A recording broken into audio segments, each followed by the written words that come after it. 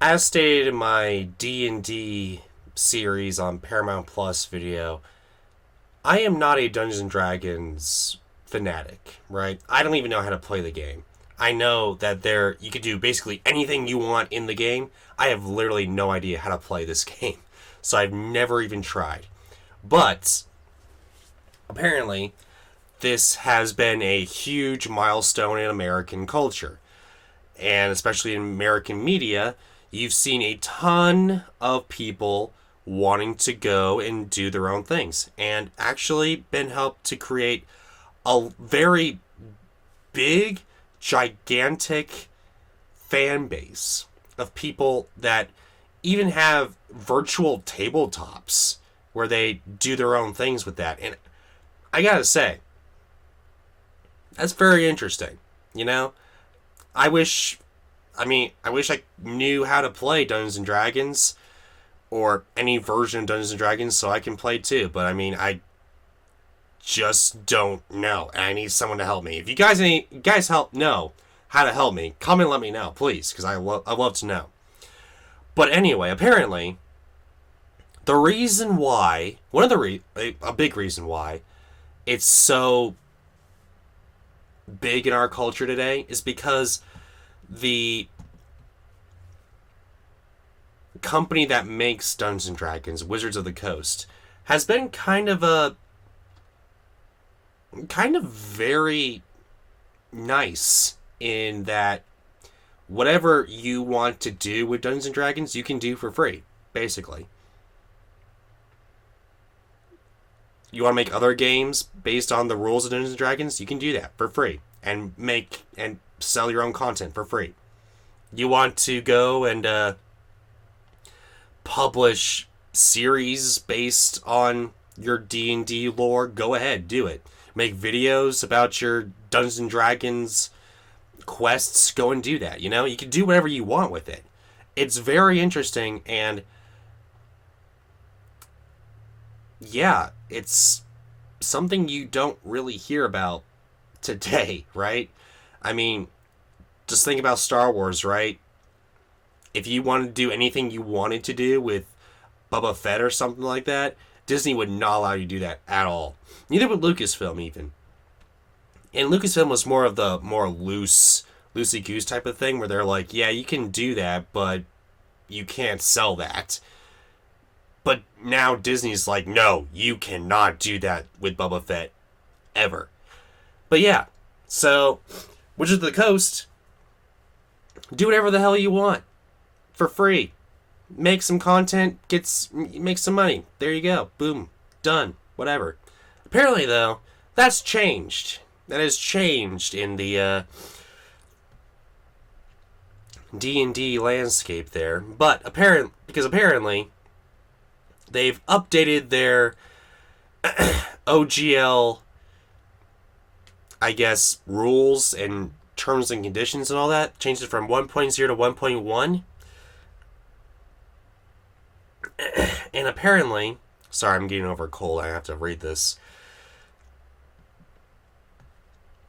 Those who are making more than $50,000 per year from any content that you make, not streaming, content, how you play Dungeons and Dragons and all that, but like, I don't know, making commercial contents like selling stuff based on the Dungeons and Dragons merchandise that you make and all that type of stuff. You got to report that revenue to Wizards of the Coast, and then people who are making more than $750,000 per year, a group that Wizards of the Coast says encompasses fewer than 20 creators worldwide, will have to start paying royalty on excessive revenue, that threshold starting in 2024. So basically, something that's very small too. I think it's like 1% of your $750,000 royalty on fewer than 20 creators. So it's not even though that's the potential to be more, you don't, it's less than 20 creators, right? And you can manipulate it in such a way where you can make less than $750,000, so you don't have to pay it. Yeah. There you go. But apparently, that's where I saw it on. I'm not going to name any names, but that's where I saw it, right? That's what the news came to me. That's what I saw, and I was like, yeah, that seems good. It doesn't seem like it's that bad. Until you get further into it, where Gizmodo published extensive details from the leaked version of the OGL 1.1. I'm reading this off of arstechnica.com. And this is the document. The leaked license document sets up a 25% royalty from any revenues that a company makes beyond $750 in a single year. That new royalty reflects Wizards of the Coast's position that the original OGL was always intended to allow the company to help grow D&D and expand it creatively. And yada yada yada. That lines up with Wizards of the Coast's December statement, which says that license update is partially intended to prevent large businesses from exploiting our intellectual property, which makes sense. And hold on, I'm going to get into it.